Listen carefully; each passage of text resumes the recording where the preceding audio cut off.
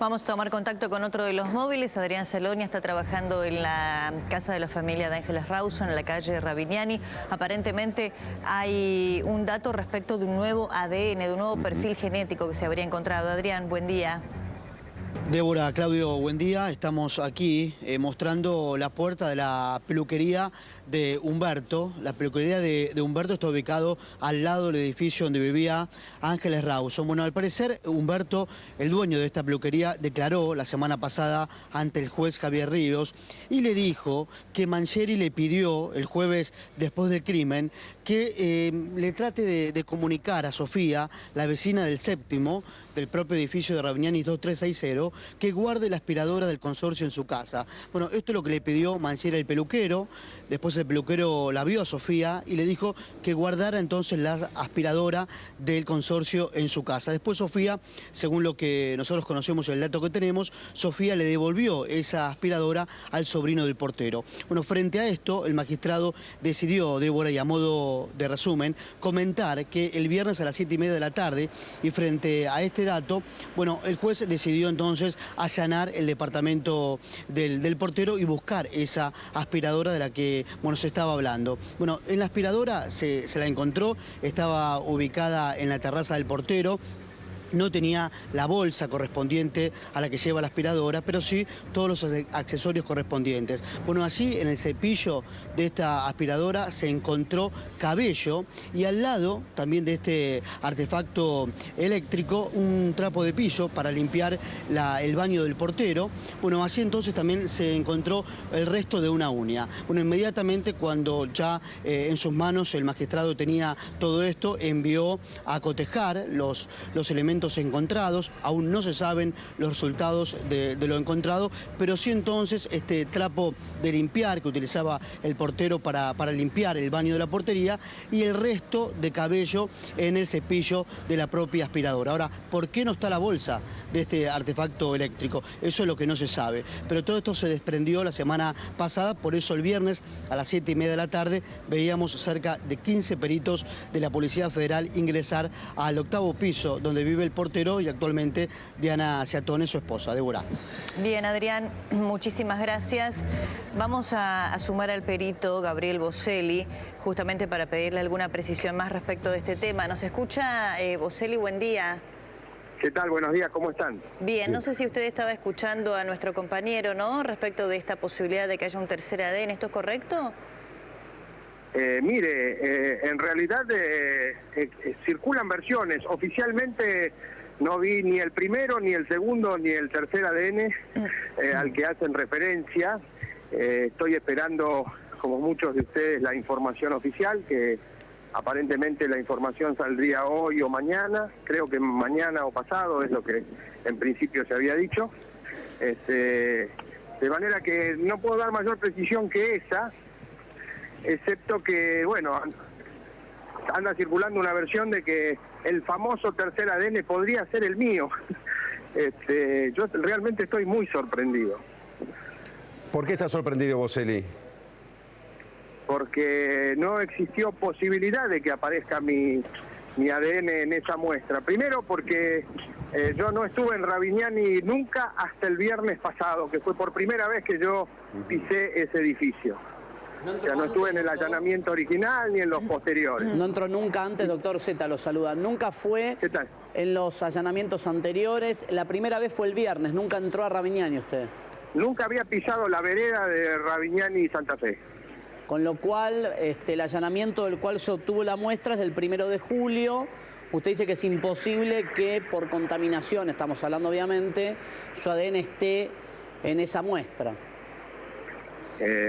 Yo le diría que es prácticamente imposible, digamos. Creo que es una versión periodística que circula, claro, y que me parece bastante temeraria, porque tampoco estuve en el momento en que el laboratorio procesó la muestra, que es otro de los momentos en donde puede haber contaminaciones. De hecho, yo dejé un perfil, un hisopado para que se me haga el perfil, porque el solo hecho de concurrir al laboratorio soy un potencial contaminante, lo cual está bien, es lo que hay que hacer, pero tampoco estuve durante el procesamiento de esa muestra. O sea, sí tienen su muestra de ADN porque alguna vez para justamente no contaminar, obtuvieron su perfil, pero usted no estuvo el día que se hizo esta comparación genética. Eso es correcto. Ni esta ni ninguna, porque yo pedí estar presentes en algunas, pero que recién se iban a hacer entre esta semana y la que viene. Y después ayer decidí finalmente tampoco estar presente a los efectos de no interferir en el trabajo de los técnicos. Sí. Y sobre todo porque es un laboratorio de primera línea que conozco hace 20 años. Ahora, Boselli, sí, y esto no hay dudas, usted sí tiene los papeles que mostró en alguna oportunidad, sí no hay dudas que en las uñas de Ángeles Rawson se encontraron 3 perfiles genéticos, 2 completos y 1 incompleto. ¿Eso estamos de acuerdo? Eso es correcto porque eso está en el informe oficial que emanó el 19 de junio. Bien, ¿nunca se va a saber de quién es ese ADN incompleto? ¿Existe alguna petición de ustedes como equipo de defensa para que se sepa? ¿Hay una forma técnica más allá de sacarle sangre a todo el mundo? ¿Se va a avanzar en ese sentido? Usted, por lo que vio en el expediente, en lo que tiene que ver con su actuación, ¿no hay ninguna intención de avanzar sobre quién es el dueño de ese ADN? Mire, Mauro, por lo que nosotros pudimos ver en los resultados experimentales, más allá del informe que emanó el 19, sí, al cual tuvimos acceso recién la semana pasada o la anterior, ese perfil es solamente de cromosoma Y, por eso uno asegura que es un varón. Sí. Y realmente es muy incompleto, son muy pocos marcadores. De manera que ¿en qué porcentaje? Es prácticamente imposible reconocer a una persona con ese material. De un 100% cuando se reconoce una persona en material genético que está completo, ¿en qué porcentaje, Boselli, está allí el grado de incompleto? Bueno, en estos casos cuando se trata así de material que está tan incompleto, que puede estar inclusive degradado, sí, lamentablemente las posibilidades técnicas son muy limitadas. Claro, yo le preguntaba si era un 50% de lo que tiene que ser un material. No, mucho menos. Mucho menos. Mucho. Discúlpeme que lo escuché muy mal porque estaba en la calle. Okay.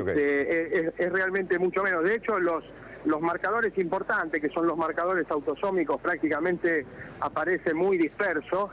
Y aparece este famoso cromosoma Y, también muy parcial, que permite aseverar que se trata de un varón, pero no de identificar. Por eso nosotros, desde la defensa, lo único que solicitamos, que fue la única medida que solicitamos, era una repericia de las sogas, en donde en el primer análisis se había obtenido un resultado de que no había material genético analizable, sí, y solicitamos que, bueno, se tratara una vez más, y el juez dio lugar y estamos esperando esos resultados. Doctor Boselli, me gustaría preguntarle si, teniendo en cuenta esto que usted dice, ¿no?, respecto del bajo porcentaje que hay de estos otros perfiles, si se puede pensar que es solo contaminación, es decir, que para tratar de reconstruir lo que ha sucedido con el crimen de Ángeles, puede no representar nada en relación con la aparición de otras personas, sino que es simplemente contaminación teniendo en cuenta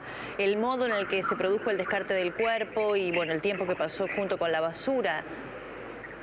Claro, yo sería muy cuidadoso de emplear el término contaminación, porque contaminación es la presencia no deseada de un ADN extraño, sí, que puede provenir de muchas fuentes. Sí. Te doy un ejemplo. Si uno hace un muestreo de un piso de una casa de familia y aparecen varios ADNs, varios perfiles, no se trata de una contaminación porque son habitantes normales de ese lugar, claro. Y es muy posible que dejen rastros biológicos. Contaminación es un efecto no deseado. Bueno, ¿puede provenir en el caso de la basura? Obviamente puede provenir.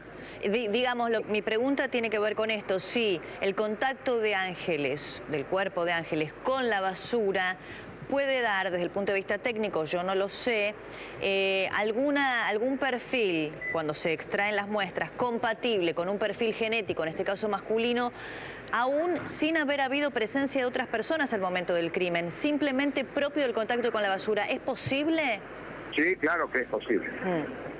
Absolutamente es posible. Es decir, el material genético se transfiere.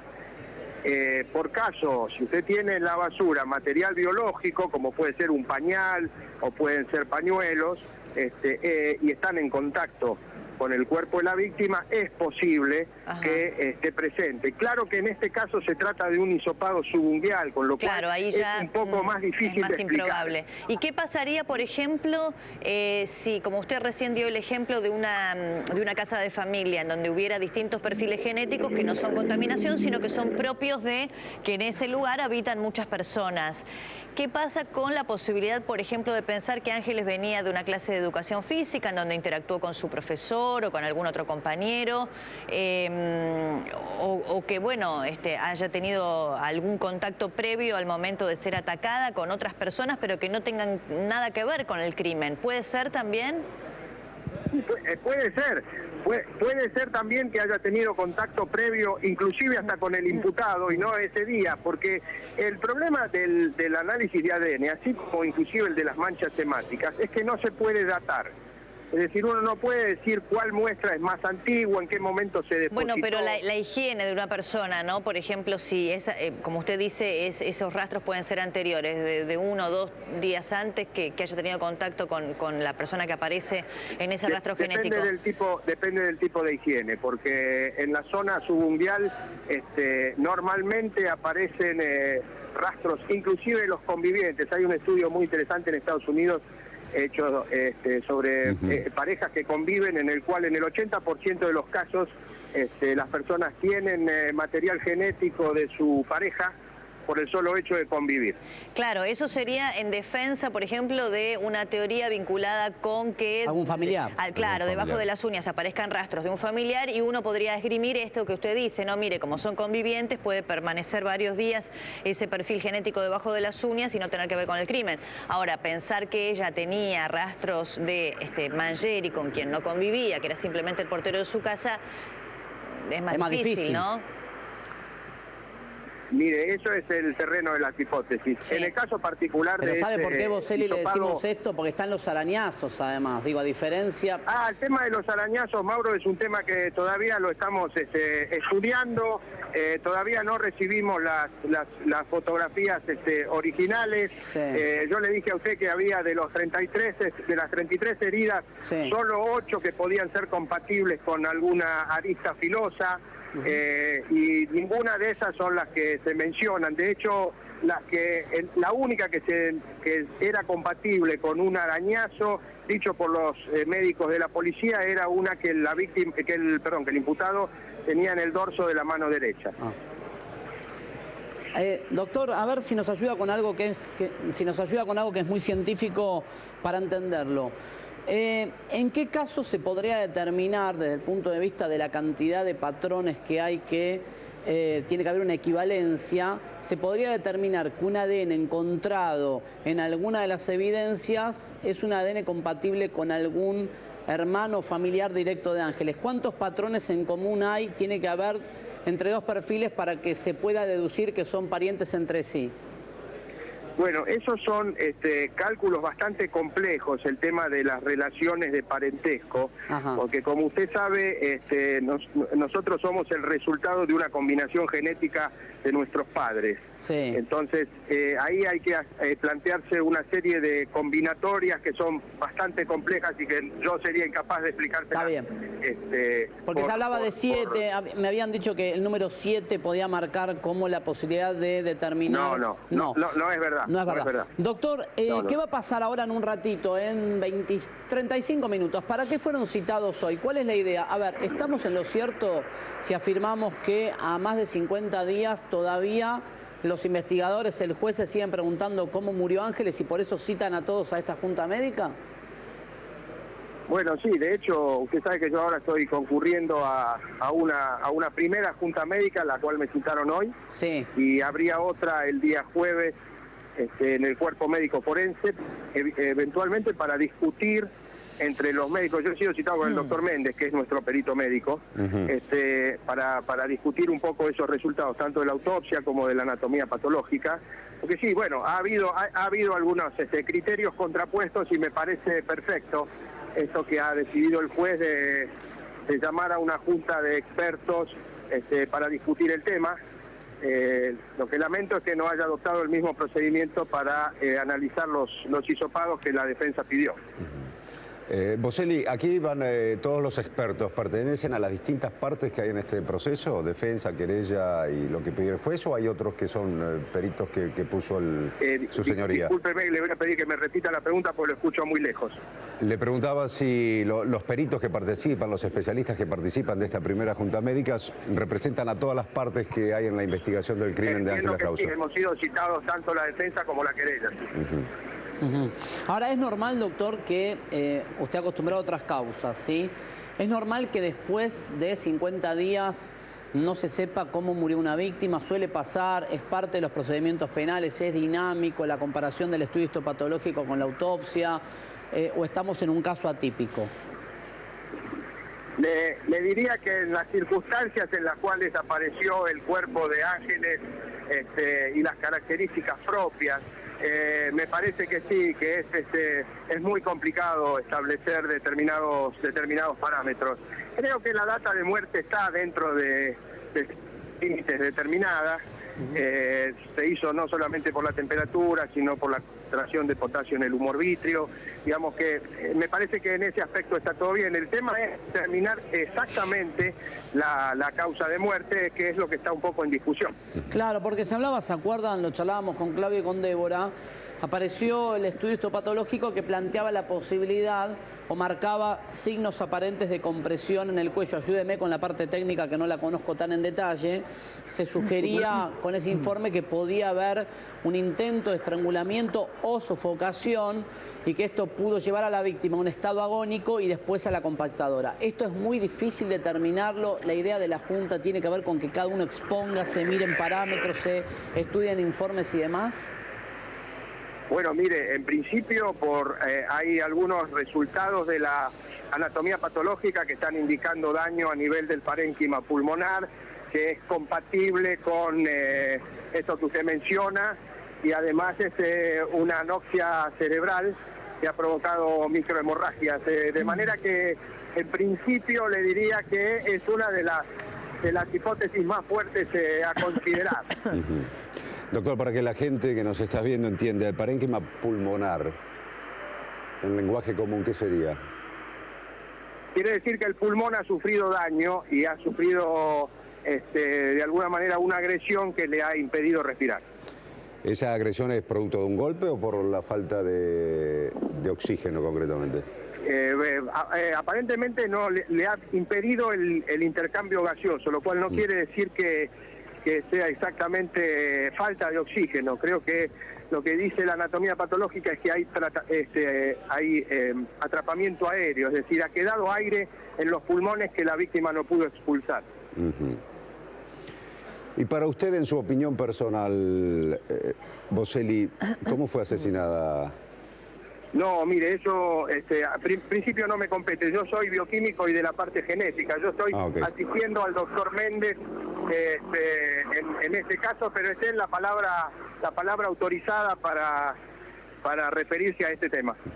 Boselli, con respecto a esa uña que se encontró en el allanamiento que se hizo el viernes, ¿usted le da importancia, digo yo, después, más de un mes y medio después, o un mes y medio más o menos de que fue asesinada Ángeles? En principio, mi impresión personal es que no, porque se encontró, explico la situación, estaba la aspiradora que después se procedió al secuestro en una terraza prácticamente a la intemperie, con restos de basura y de hojas, y cuando se levantó la aspiradora había un trapo de piso que la gente de la casa me refiere a que lo usaban para secar el baño cuando se bañaban, y ahí encontraron restos de fibras, pelos y esta uña que estaba en el suelo. Bueno, doctor Boselli, muchísimas gracias por este contacto, y hasta cualquier momento. Bueno, les agradezco y perdón, pero si hay mucho ruido, pero estoy en la calle. No, está perfecto, está perfecto. ¿Hasta qué hora van a estar allí deliberando en la Junta Médica hoy? La verdad no tengo idea. Bueno, ¿y a qué hora comienzan? A las 11. A las 11. Gracias, doctor. Un abrazo a todos, gracias. Hasta luego. Chao, hasta luego. Bueno, Mauro.